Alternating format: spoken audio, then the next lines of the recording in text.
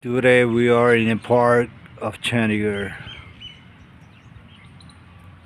It's beautiful, it's sprawling. There are trees, the wind is blowing slowly. Most of the people have left the park, but some are still there.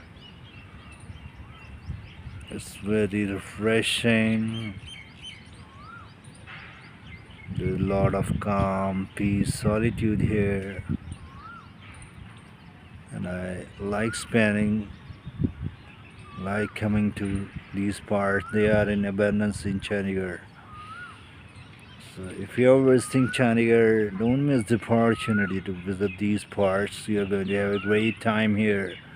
A lot of great moments, real happy moments, and more. So do come here if you happen to visit to the city of Chandigarh. Thank you.